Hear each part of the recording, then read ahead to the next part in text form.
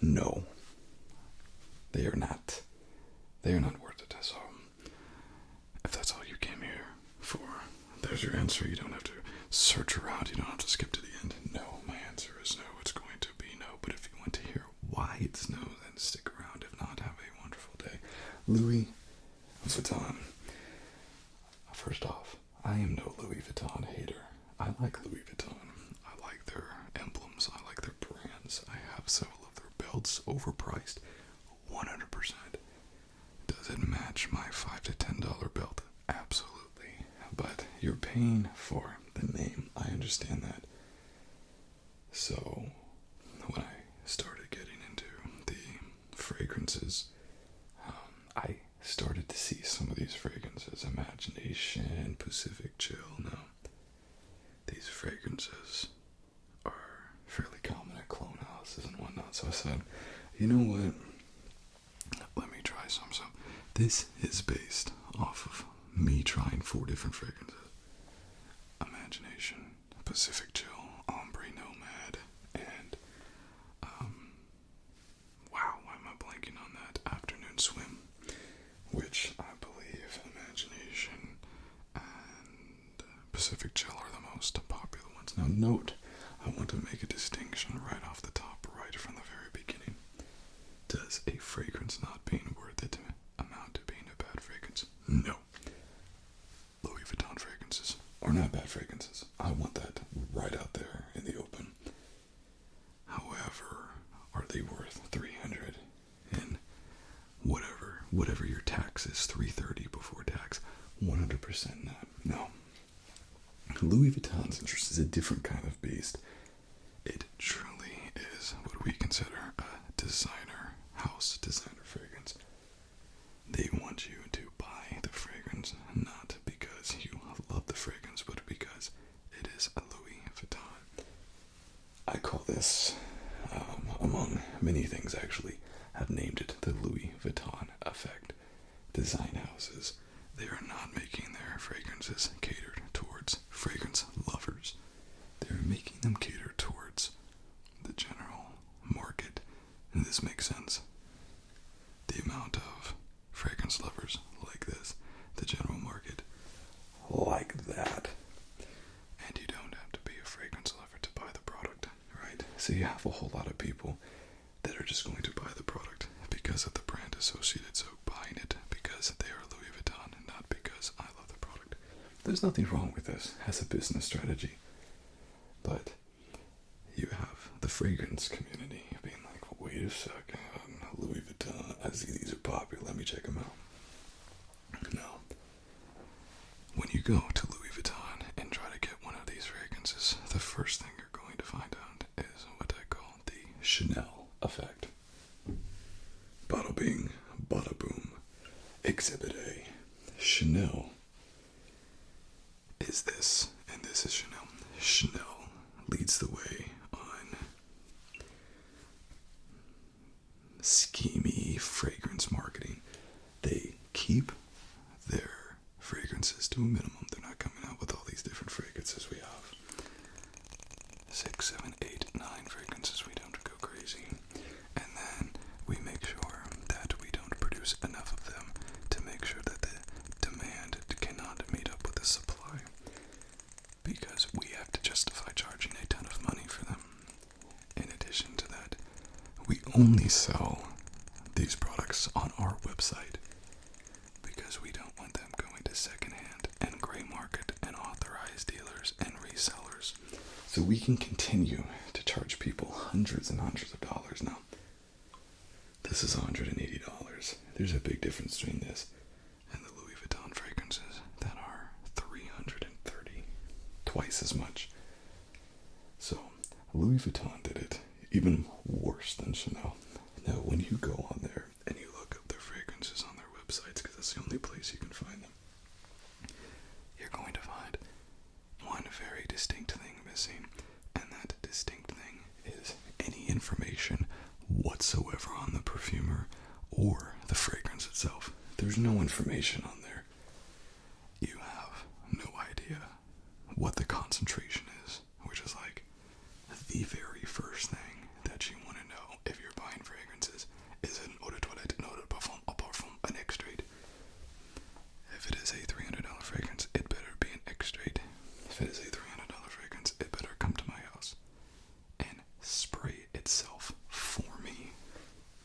expensive. Doesn't have any of that. The website's basically like, hey, what's up? I'm Louis Vuitton. Are you DTS down to spray? It's not meant to be taken as a serious fragrance house. I don't think they want to be a serious fragrance house. I don't think they want anyone to mistake them as being a serious fragrance house. The thing that makes people think that they're serious fragrance houses is because of the fact they're so expensive. And in our minds, we're always thinking, well, if something is that expensive, then surely it is worth the money. And if it is worth the money, there must be something special about it. And if you go on the website, look at the reviews, they have good reviews.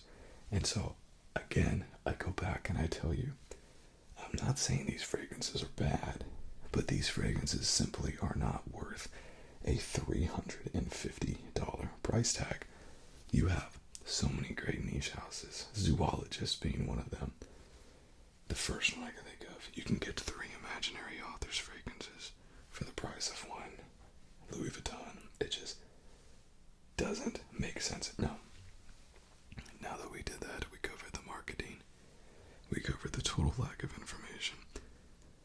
You see these, I said this before, you see these in clones a lot, and the reason why you see these in clones, and the reason why that you see these in like the bases for other fragrances that build on them or mashups like Duo has, they're so simple.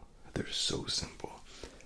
One reason why you don't see a lot of clones of Chanel fragrances, it's not that they're hard. It's not that the recipes are such that the notes are that complex. It's that the way that they do it is pretty sophisticated and is pretty difficult to reproduce. The way Louis Vuitton does it is the easiest thing in the world to reproduce. Afternoon Swim is nothing but salt and orange and salt and salt and orange and salt, and they go back and forth. And that's it. So you're going to pay $340, $350. Again, I don't know what your tax is. Where I live, it's very expensive. But you're going to pay $330 before tax for a fragrance that's orange and salt and orange. Let's move on. We have the 2 best selling fragrances, I think, probably. Pacific Chill. These are just 5 mils.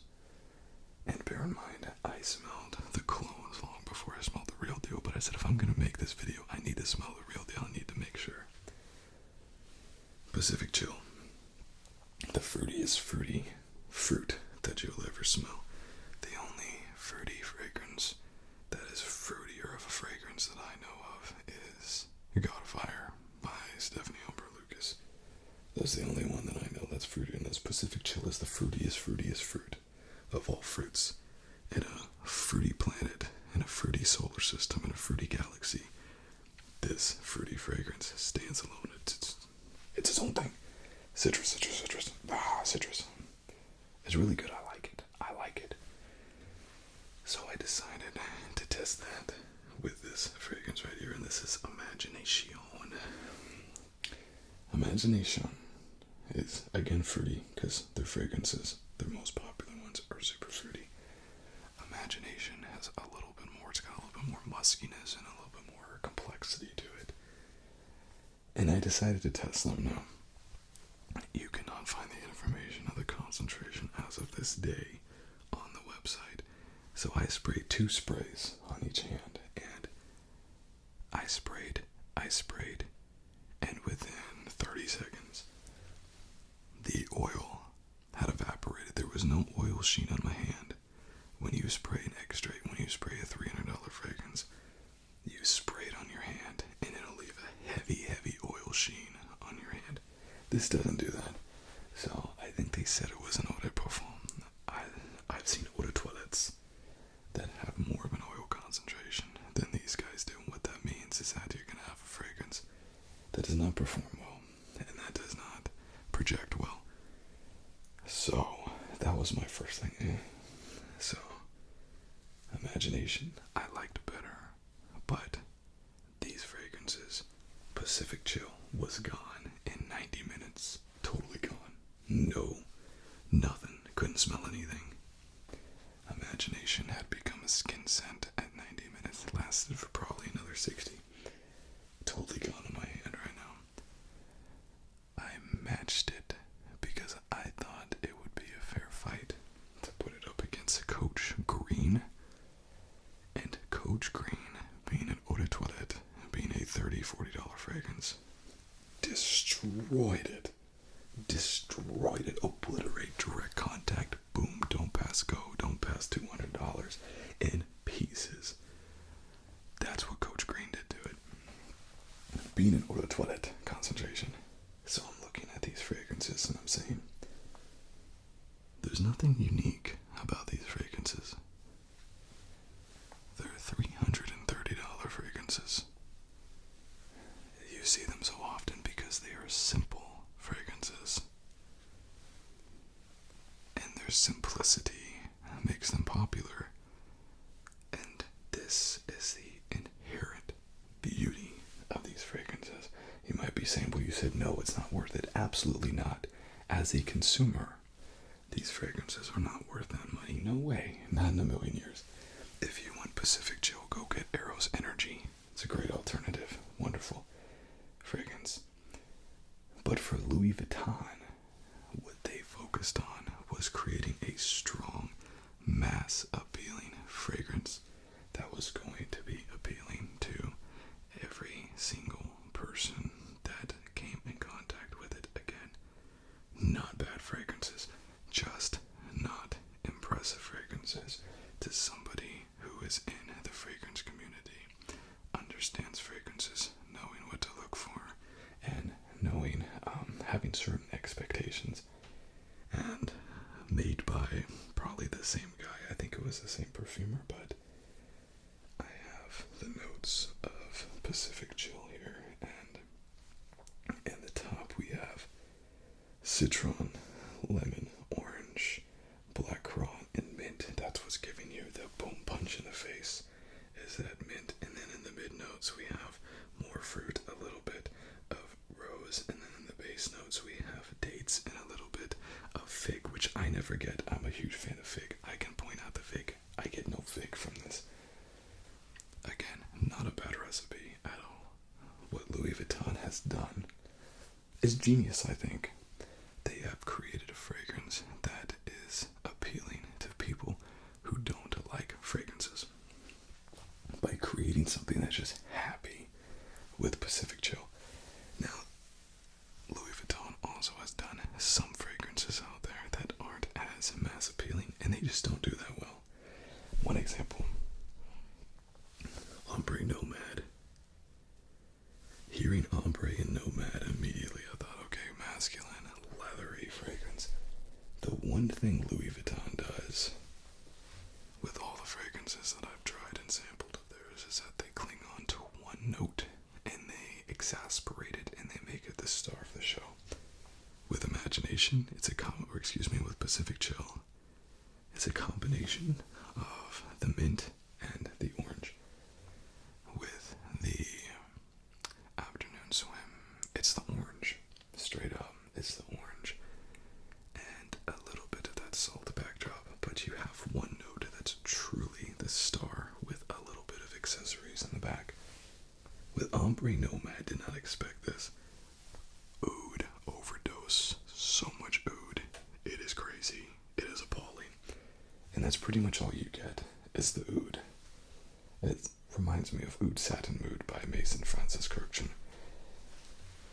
And so you also have fragrances that are very one-dimensional, fragrances that are going to cling on to one note, and I just don't think that they do a great job in the recipes of bringing in a contrary, conflicting, and then also agreeable notes. You have different notes that accentuate and make the star better. You have notes that conflict and contrast, and by those contrasting notes, something beautiful happens. You have none of that in the Louis Vuitton fragrances. You have one note, and it rules the day. to say this for the fourth time because I know people are out there like, well, they're still good fragrances. I agree. But the title is it worth it? And a $330 will get you so many great fragrances. You could go to a great company like Ministry of Scent and get 5 ml decants of every fragrance you could ever want and have a good start and either use those or try to find your signature scent, your fragrance of choosing something that resonates with you. $330 can be stretched so far in fragrances, and to spend that money on a fragrance that, if I didn't know any better, would cost around $30 or $40 just doesn't make sense to me. And so you're not going to hear this a lot. I said this on my other video as well. Fragrance influencers, they don't tell you the fragrances that aren't worth it. They don't tell you the fragrances that you should stay away from because they're either getting paid by the company or they are selling that product through affiliate links and they're going to promote it. So you go buy it and it gives them money. And this is my honest review. I get paid by nobody. I have no affiliate links. I have a job and this is not it. So go do what you want. Buy Louis Vuitton fragrances if you want. But this is my honest review. Subjective, yes, but I do base it on these qualifications.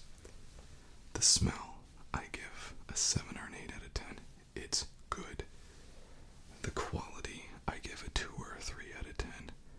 They say eau de parfum, but I don't even think it's eau de toilette. No sheen on my hand, no indication it has a high oil concentration. The projection is getting a 2 out of 10, and longevity is getting a 1 out of 10. I cannot suggest these fragrances.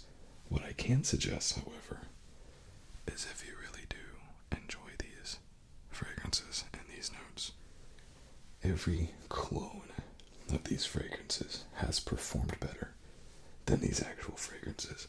So jump over to Dua, jump over to Alexandria.